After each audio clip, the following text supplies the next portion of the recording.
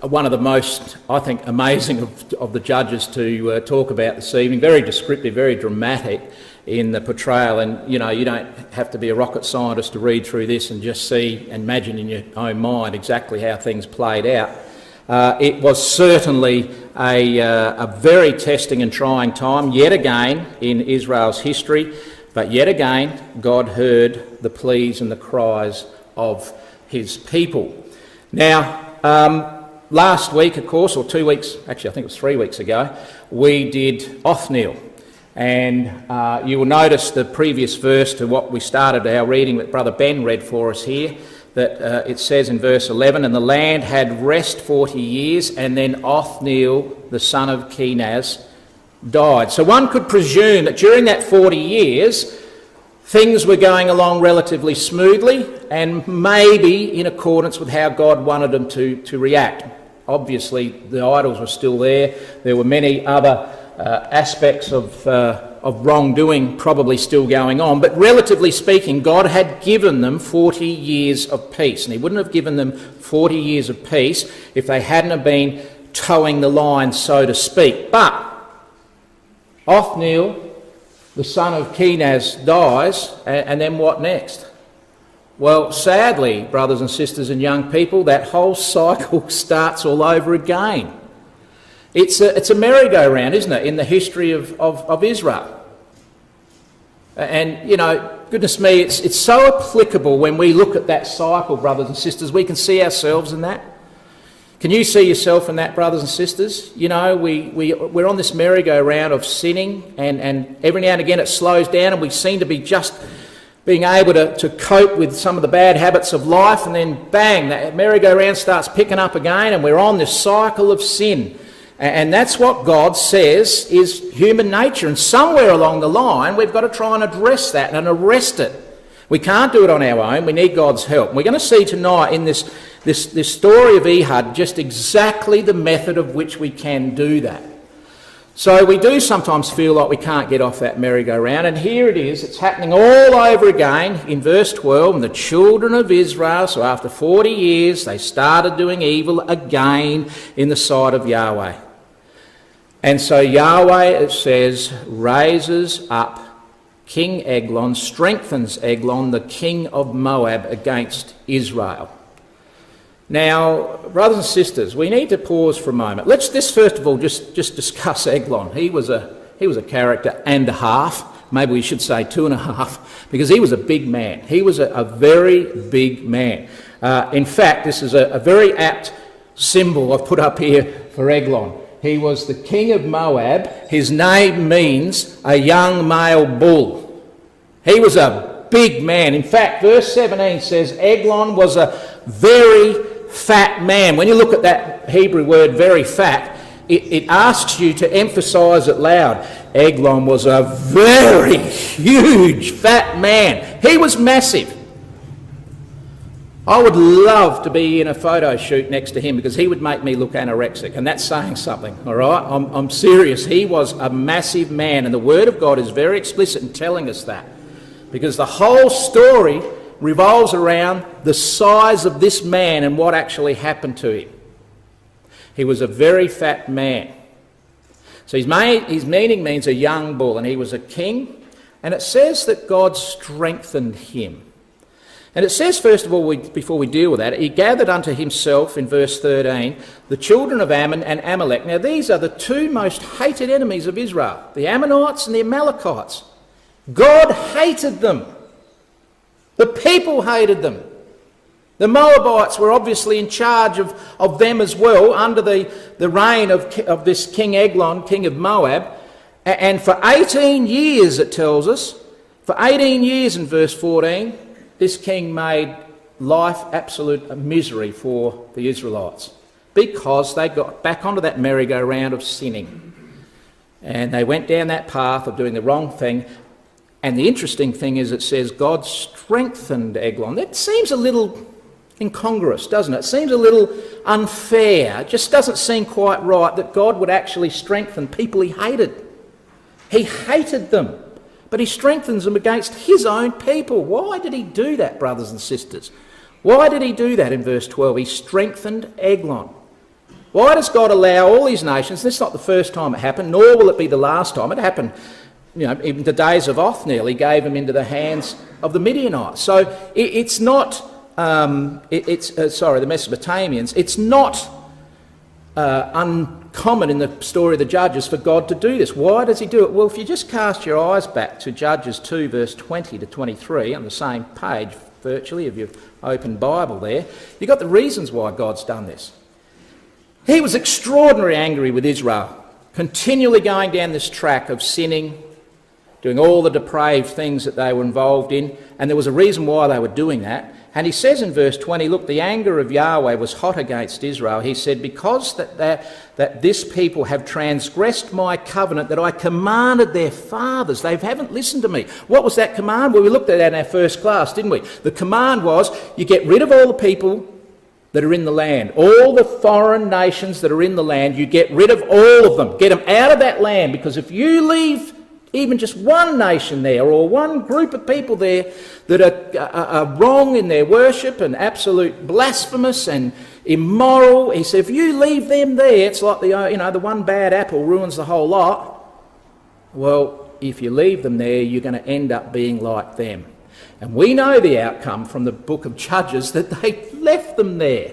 They didn't overcome all of them. Sure, they had a few battles and they pushed people out, but primarily, as we saw in chapter 1 and 2, they left the people, the nations, the surrounding nations there. So what does God say? He says, verse 21, I also will not henceforth drive out any of them before you. If you think I'm going to do it for you, and you're not going to lift a finger to do it, well, I'm not going to help you either. They can stay there as far as I'm concerned, God says, and they're going to stay there for a reason. Verse 22, that through them, so this is through Eglon, this is through Cushan-Rishathaim, king of Mesopotamia. It's through the Philistines. It's through all of those nations that they left there. Through them, I may test you out. I'm going to test you out. You don't want to lift a finger and get the job done properly? Well, I'm going to leave them there too. I'm not going to get rid of them. I'm going to leave them there, and they are going to be a thorn in your side, and they will test you out to see whether you keep the way of Yahweh or not. And then verse 23, therefore Yahweh left those nations without driving them out hastily, neither delivered he them into the hand of Joshua. They were left for a purpose, and that purpose was to test his people. And so when Eglon comes along, God does give him a little bit of extra strength, because his people needed testing, very much so. They needed a great deal of testing to see whether or not they were prepared to come back to the way of God. And so Eglon, for 18 years, with the Moabites, with the Ammonites, with the Amalekites, caused a lot of misery for Israel. Now, if you want to know the areas of the Judges and where they operated on, and particularly tonight we're talking about Ehud, there they are listed there. Of course, Barak and Deborah. Deborah should be really listed up there, not Barak.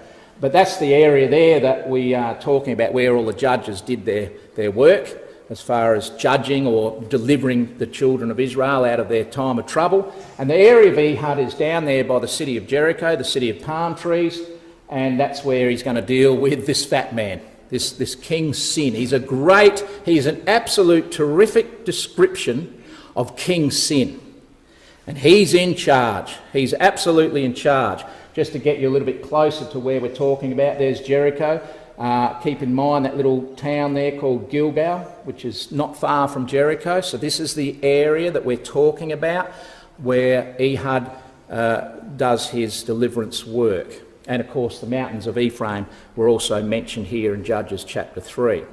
Now you'll notice that it says in verse 13 that he smote Israel and he possessed the city of palm trees. Now who can tell me what the city of palm trees is? Jericho, exactly. Jericho. The city of palm trees. Now, the city of palm trees, the reason why it was known as palm trees, because there was water there. It was a terrific little oasis in the wilderness. You go there today and there's still water at that particular area. There is underground aquifers. Jericho has still got palm trees growing in that area. It is a very pleasant little area amongst a pretty isolated desert sort of surrounds. And Ammon and Amalek and all the allies that were with the king of Moab, they had victory over Israel, and King Eglon set up his headquarters here, his regional rule, from Jericho. Now, you're probably like me saying, well, hang on a second. Didn't Jericho get destroyed? Probably about 60 years prior to this event, Jericho was destroyed. How come he's back in Jericho? I thought it got destroyed. It did get destroyed. We know it got destroyed in the crossing of the Jordan and the first city that they came across, or the second city, Jericho, and they came across there and they destroyed that particular city. But, brothers and sisters, it wasn't fully rebuilt until the days of Ahab. Because remember, there was a curse pronounced upon anyone that would rebuild the city of Jericho would be cursed. And of course, in the days of Ahab, it was rebuilt by a man by the name of Heel, and he did suffer that curse. He lost children as a result of rebuilding Jericho. But how come Eglon's here? Was it's just ruins and he set his camp here? Well, we don't know the exact answer. What we do know is that he never rebuilt the whole city. He must have just rebuilt a part of it and established his summer parlour there, his summer little palace there. He loved the area far better than where he came from because there was water there. It must have been a very attractive place to set up his summer residence and to be able to control the rest of Israel from that vantage point. So it served as a great medium for him. I don't believe he rebuilt it because he would have suffered the curse, but I'm sure that he must have had a substantial little residence there whereby he was able to control Israel. So the scene is set for this man to come to the rescue, and his name is Ehud. Ehud, we know him as the left-handed judge. There's a reason why he succeeded in his mission being a left-handed man, as we'll explain in a moment. His name means strong or united. Strong or united. He was of the tribe of Benjamin. The enemy at the time were the Moabites. There were 18 years of oppression, and as a result of his rescue mission, they ended up having 80 years of peace. So this is a pretty substantial rescue effort that's going to happen. It has a long period of time of peace. And of course, we're going to see this story here is not just about Ehud, it's not just about Eglon, it's not just about Israel or the enemy.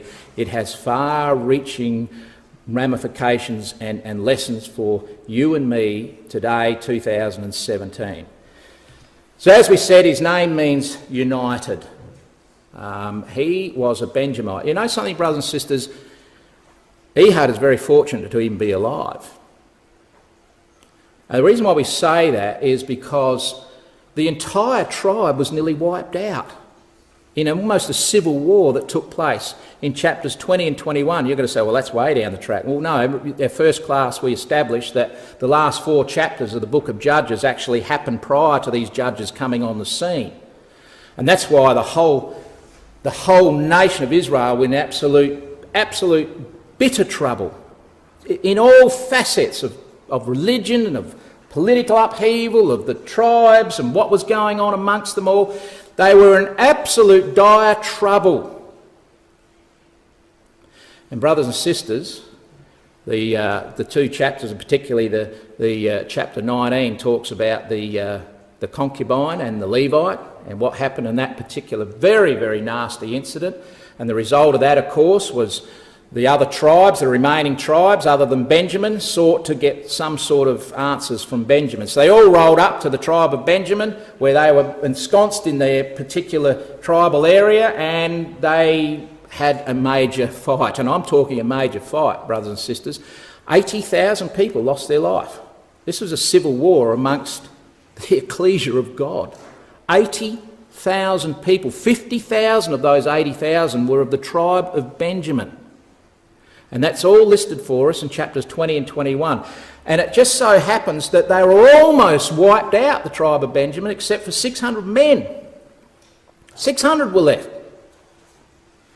And 600 of those surviving men, of course, were left and able to be able to back out of the fighting that was going on. The rest of the tribes let them go.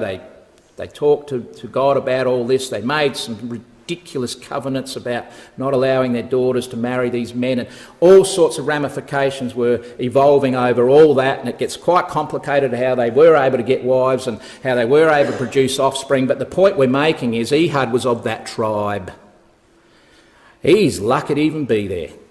He was obviously born, I believe, into one of these particular tribes. I don't think he was old enough to be a part of this particular battle. I don't think he was an old man. I think he was a relatively young man, as we sort of would indicate from the amount of journeying he does and how he leads a battle into a party into battle and so on. So Ehud, the second judge, was probably born amongst those survivors of the tribe of Benjamin. So God raises up a judge from the most cursed and hated tribes of that era. The rest of the tribes hated Benjamin.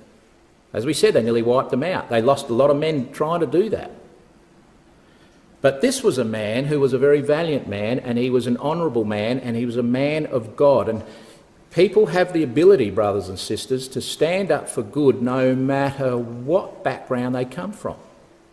Doesn't matter what background they come from, they have the ability to stand up for good, and that's exactly what Ehud does. He's of the tribe of Benjamin. Now, he's a left-handed man. Now, does anyone know what the natural ability of the Benjamites were?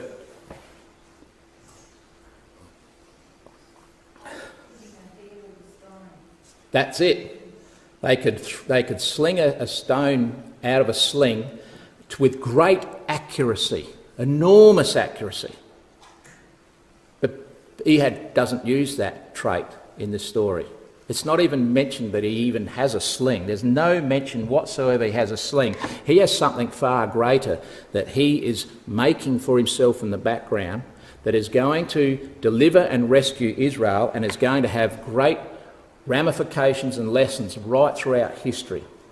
Ehud, it says in verse 16, he makes himself a dagger which has two edges, a cubit in length, and he did gird it upon under his raiment upon his right thigh. Now, that's the best I could get to maybe what it looked like. It was about 18 inches long, or if you're in the new school, from a lot of our younger ones here, say 500 mil long, all right, half a metre, not quite. It's a fairly big dagger. It's almost a sword, but it's a cubit in length, and a cubit is generally from your elbow to your top of your hand, all right? So it's a pretty lengthy, it's not just a little dagger, it's not a little flick knife, it's a serious weapon. But what made it even more serious is it was a two-edged dagger. That is, and obviously that didn't seem to be the run-of-the-mill type sword. The run-of-the-mill type sword was probably one major edge that was cut and thrust, and that was it. This one, no, two edges, two very sharp edges on this particular sword. Now, being a left-handed man, of course, he would strap that sword to his right thigh. Now, in doing so, he probably escaped the attention of anybody taking a look for weapons that they normally would look on the left-hand side. Because majority of people being right-handed, they would draw their sword or their knife or whatever they had, or their weapon, they would draw it from their left-hand side. So people weren't openly looking on the right-hand side of Ehud. And he's got this whole plan ready to enact out that he might be able to rescue Israel. And of course, this sword, being a two-edged sword, was extraordinarily deadly. It was going to be very precise. It was going to be very, very accurate. So in verse 15, we read the latter part there that there was a group of people that obviously got together to send the King Eglon a present. And by him, that is Ehud, the children of Israel sent a present unto Eglon, the king of Moab. Now, I wonder what sort of present they actually sent.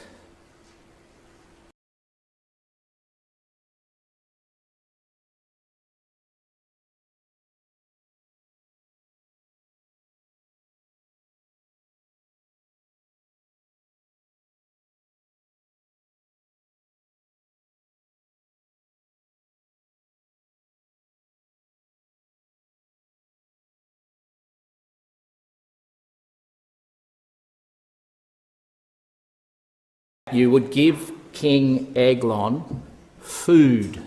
All right? So they probably, and that was pretty readily available to them, I would gather, that they wanted to bring him a gift. It could have also been, as some have suggested, an annual or some sort of periodical tax that they had to bring, and they bought it not so much in the form of money, because it says it was a gift, it wasn't actually money, a present for him. So I'm suggesting that they probably bought him the best food that they could get. And it took a few people to bring it. So he was pretty happy when he saw all this food probably coming into his greeting hall that he probably had. And in comes the children of Israel. Ehud's leading the way. By him, it says, they sent this present. And they bring it in and they present it. And Ehud's got this two-edged sword on the right side of his thigh. No one notices it. The guards don't even see it. And he walks in. He's now in the presence of this great big fat man with all of this food. And he's got the opportunity to rescue Israel. He's won the king over already. King's got a grin from ear to ear. He's got all this food in front of him. He doesn't realise it, but he's got an assassin right there in front of him as well. So the stage is set, brothers and sisters and young people. You know, the king could have been killed then and there. But suddenly something doesn't go according to plan. It doesn't work out the way that we all thought maybe it could have happened. Now, I'm not sure what happens next and why what happens next actually happens. I can't give you the definitive answer. We can only speculate because, you see, in verse 17, he's there, he's in front of the king, he's given the present, he's got the sword on his thigh, he's right at that cusp of the moment where he could pull out that sword and kill the king. But it doesn't happen. So they bring the gift in verse 17. They brought the present unto Eglon, king of Moab, and Eglon was a very fat man. And when he had made an end to offer the present, that's Ehud, Eglon then sends everybody away, sends all the people away that bear the present. So Ehud says, "O great king, here's the gift." And all this food, like on a banquet table, is all piled up there, just like that. It just would have looked so tempting for the king. And at that moment, the king says, "Righto, everybody get out." And that included Ehud, because he went out. Because verse 19 says he's off. He's out of there. He takes off, brothers and sisters, and he walks from Jericho, and he's walking north, and he's walking 6 kilometres towards Gilgal. I wonder what he was thinking, brothers and sisters. Why didn't he get the job done back there on the first introduction to the king? What went wrong? Why wasn't the job accomplished? He walks 6 kilometres and then suddenly he gets to this very deliberate spot, geographical spot in Israel, where everything just suddenly stops, and he turns around and he races back to the king, to the palace, to the summer parlour, as is now where we're going to find him. So he gets to a place called Gilgal. Now in the margin here it says there were quarries that were there, and you look in your margin, it says there were graven images, and there may well have been, and they probably were Israel's graven images. Maybe they were Moabites, but don't forget this is Israeli territory here. So perhaps these are graven images, and you could imagine Ehud getting there and going, "Oh, look at these jolly images. We've got to get this job done. The job's not finished. The job's not accomplished." I don't reckon that was the reason why he turned around. I reckon he would have seen plenty of images all throughout Israel. I don't think he turned around because of that. Brothers and sisters, something else happened at Gilgal. What else happened at Gilgal? Probably maybe 60 to 90 years before this event. What happened? I wonder what happened at Gilgal. Something very special took place there. Circumcision. Sorry? Circumcision. May well have, that's not my answer, but yep. There's something, yeah, there was too, that did happen, but that's not exactly what I'm thinking of. There's something else. Yes, crossing the Jordan, going across into Israel, there were the stones, the memorial stones that were set up. 2 lots of stones. One was set up in the middle of the river, and the river rolled back over those, and then they were also told to take 12 more stones and put them as a memorial at Gilgal. It tells us that in Joshua 4. We haven't got time to look it up, but Joshua chapter 4, verses 19 to 24, they set up 12 stones taken out of the river Jordan to commemorate the crossing into the promised land, and it happened to be at Gilgal. Now, I'm not suggesting the stones were still there. Maybe they were, I don't know. But you know what? Those stones were entrenched into the minds of every Israelite for probably generations. And the reason we know that is because God said in Joshua chapter 4, in verse 24, he says, I want you to tell all your children about this memorial set up of 12 stones representing the 12 tribes of Israel. I want you to tell all your people, and here's what it's going to represent, that all peoples of the earth may know that the hand of Yahweh is mighty, that you may fear Yahweh your God forever. And this is the exact spot that Ehud gets. He hasn't finished the mission. He's still got his dagger that he's made. He gets to that spot. He's thinking to himself, I haven't finished the mission. I haven't finished the mission. And bang, he gets right here, and he would remember his mum and dad telling him all about the story of the crossing of the River Jordan and what it's the significance of what it actually meant. And in essence, it means the hand of God is working with you if you love and fear him. It's not going to be Ehud's hand on this sword, brothers and sisters. It's going to be, yes, it will be his hand, but clasped around his hand is the mighty hand of Yahweh. And I think this really would have clicked with Ehud. Now, the question still remains, why didn't he act when he had the first opportunity? I don't know the answer to that. Perhaps he could assess the timing wasn't right. Perhaps he knew that there was another half to this battle, and it wasn't just about killing the king, and the way things were here, he needed to make sure he had a clean getaway, and it didn't seem to present itself. Maybe that was the case. Or perhaps he panicked. Perhaps he got shortness of breath and thought, oh, can I go through with this? I don't know. I don't want to speculate too much and put Ehud in a bad light, because he was chosen by God. But you know what, brothers and sisters, we all do that. We all do that, brothers and sisters. You know, we want to make a stand for the truth in our lives sometimes, and we're determined to do it, and then suddenly we get sidetracked because it just doesn't quite work out. The timing's not quite right to do something we want to do in our life. And when we get sidetracked and we lose sight of that end goal. You ever been in that position, brothers and sisters? And so we don't make that stand that we know we should have. And it's not until we get to a certain point in our life that suddenly something happens and it turns us around. And we get back on course, we get back on track. It jolts us into some sort of reality. And maybe that's what happened here. Again, I don't really know. All I know is he turned around at Gilgal and he comes back to the king's palace. He's got a job to finish and he hasn't finished it yet. So he wants to head back there. So he gets back to the king's palace. And this time the record tells us the king's in a different area. Now he's in the summer parlour. The summer parlour. He's now in a different, more private area. It's built for himself. And this summer parlour, brothers and sisters, it's secluded. It's cool, it offers some breezes coming through the windows, and it's got its own private toilet. So he's got this magnificent little spot that he himself can just recline and relax. He's got his own ensuite, and he's there now because I don't think they all brought the food into this place, because the record tells us that this parlour was built for himself in verse 20. This summer parlour, it was really just for him. He gets back. Now, there's no guards going to worry about it because he was only there a few hours earlier. He only went 5-6 kilometres away. And he comes back maybe 3 hours or so. And they all go, what are you doing back? He says, I've got a little message for the king. It's a very secret one. That's what he says in verse 19. He says, I have a secret errand unto thee, O king. So the king is there, the guards are there, the servants are all there. He says, oh, boy, have I got a secret for you. Shh! Don't tell me now, Ehud. Tell me in private.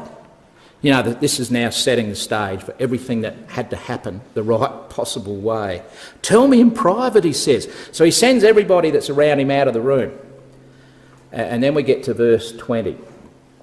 Now, there's almost a little bit of humour in this, and I don't want to this is pretty dramatic what actually happens here, and I don't want to try and lighten it too much, but there does seem to be a little bit of humour here, because we got this enormous, gigantic person like a fat kid in the lolly shop, all right? He's just probably gourmetised himself with all this food and he's relaxing. And now he's a very proud, arrogant man. He's got itching ears that are tickling, because if you notice in verse 20, he says, "I've got a message for you." You know what? This is a message from God, the God of Israel. God of Israel wants to talk to me. He wants to talk to me, it says. Oh, everyone out of the room, come over. And this is an opportunity for Ehud to get close. Only whisper it in my ear. He doesn't say that, but he says, don't, shh, Ehud, don't say it out loud. Come closer. Now the whole stage is set, brothers and sisters, for the rescuing mission to start. And in verse 21, here it is. He gets very close to the king. The king rises, this great big bulk of a man, gets out of his lounge chair, his recliner, and he struggles to get to his feet. He's an excited person. The God of Israel wants to talk to me, wants to tell me a message. This is the most fascinating thing I've heard. And Ehud put forth his left hand, took the dagger from his right thigh and thrust it deep into his belly. That undetected two-edged sword, that dagger rather, that may as well have been a sword, that he made was finally used. And verse 22, the dagger was so sharp and it went in so deep that the haft, that is the little cross bit on the dagger, the haft actually went into, and all the rolls of oozing fat enveloped around the blade and around that haft, and Ehud couldn't pull it out. It was stuck. It remained inside that fat, fleshly man, king's sin. It stayed in there, brethren and sisters, and out came all the disgusting intestines and everything else that resided in that bulk of a man. Now, God's giving us this information, quite graphic, for a reason. He wants us to understand not so much the graphic picture that's being taken place here, but what it actually means to you and me. That's what God is telling us.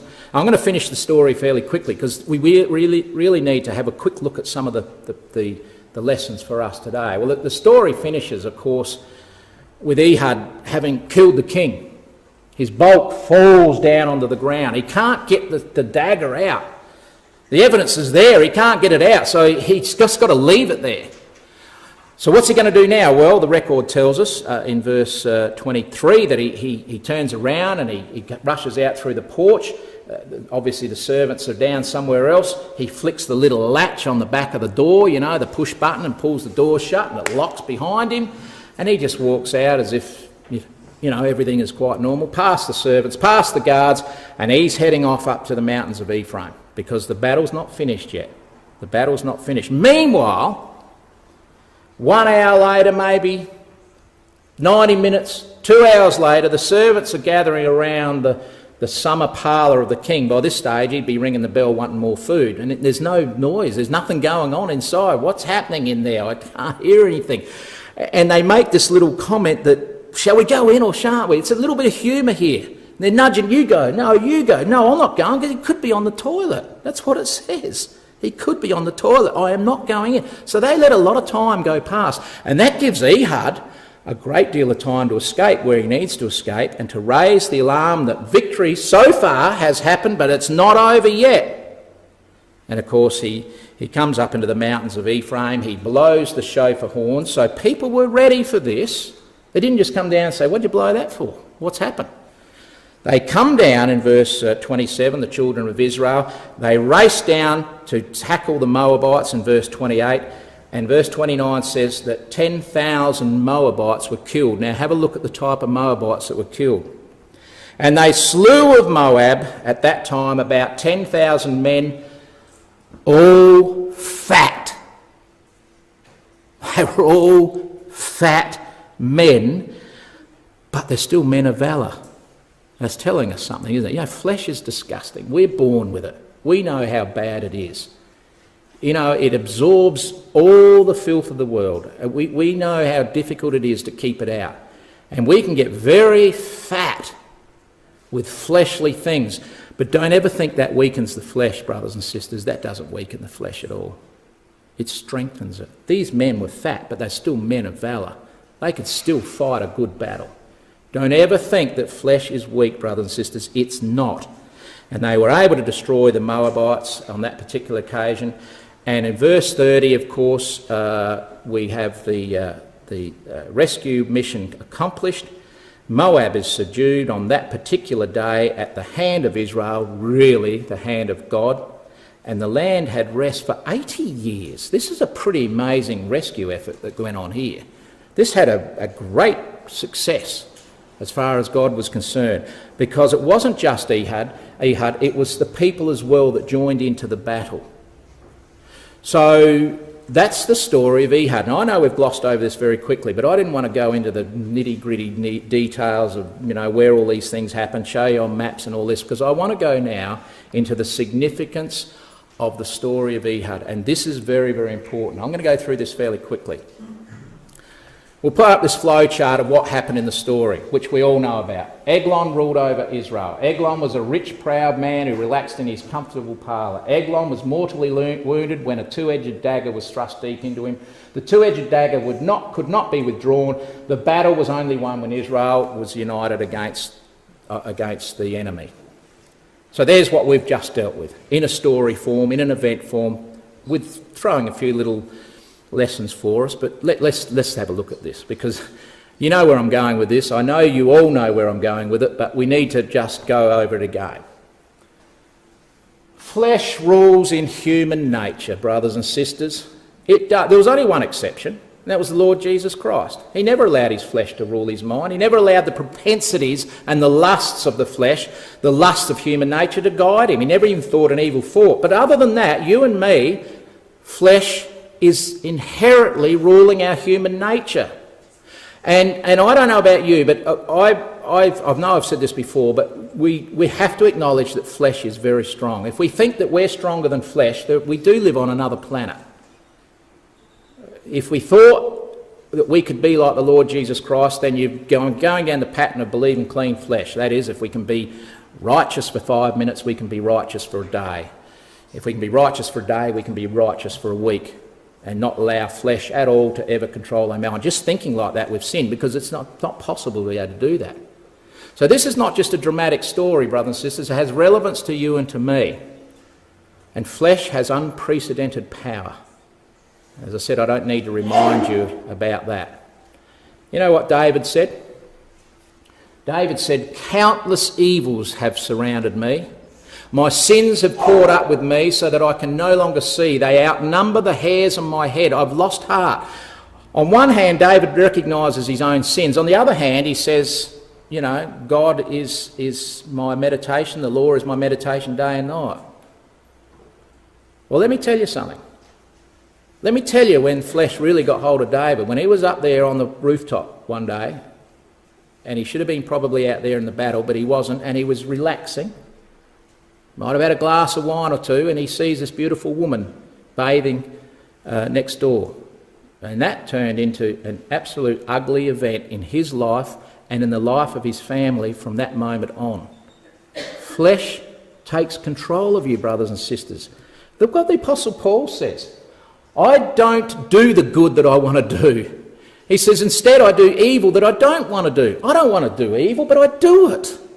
It's hard to imagine that Paul said that, isn't it? But he did. He said, sin that lives in me is doing this. I'm born under the condemnation of human nature. All those propensities that I've got are causing me to do this. But of course he fought that, didn't he? We know he fought it. So it's very important that we understand how strong flesh is in our life. Second point. Flesh is proud, it seeks for a comfortable, lazy life of ease and wealth. That's what flesh is. It's all about self, self, self. The soul of the sluggard, it craves. It gets nothing, but it just craves ease and wealth and so on. Do your best, the opposite is, of course, do your best to present to God as one approved, as a worker that need not be ashamed, rightly handling the word of truth. Now, you know where I'm going with this one here. Flesh can only be dealt with the deep cutting power of the two-edged sword of the Spirit. What quote am I going to put up here? Well done, Ross.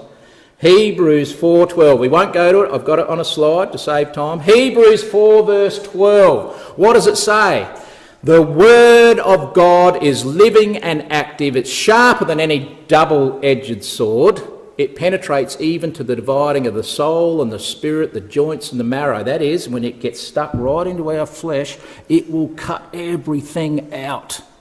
That's what it's designed to do. Anything to do with the propensities of human nature, let the sword of the Spirit loose. It's sharper than Ehud's sword. It will get stuck into us, you, me, and it will divide asunder all of those things that are within us, the propensities. And it will discern and judge the thoughts and the attitudes of the heart. And we know that the sword of the Spirit is the Word of God. It's this book here, brothers and sisters. That's what it's all about. So you see, the sword of the Spirit is very much aligned with Ehud's two-edged dagger that he had.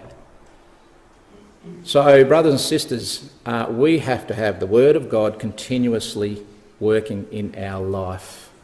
And that brings us to the next point. And this is something which I think you'll find interesting, hopefully.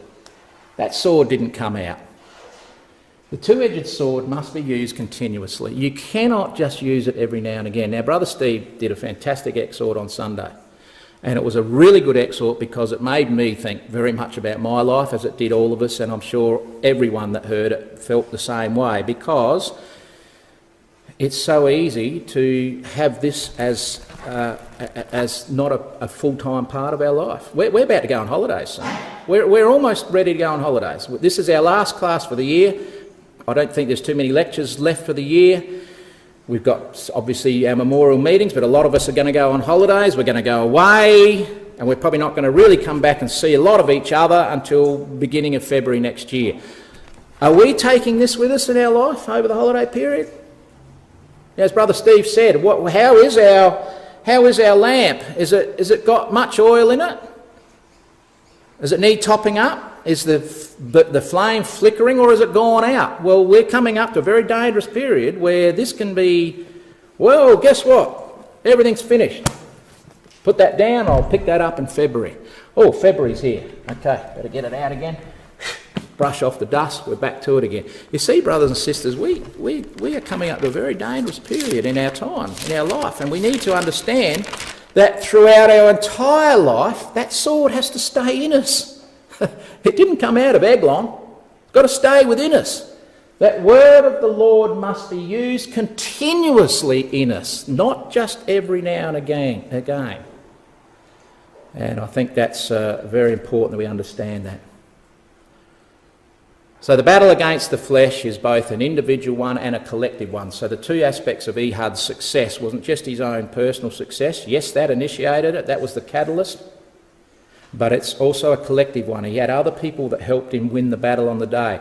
We know that certainly as far as our battle is concerned, yes, it is an individual battle. We're judged as individuals when we get to the judgment seat. But I tell you what, we can do an awful lot this side of the kingdom to help each other fight that battle.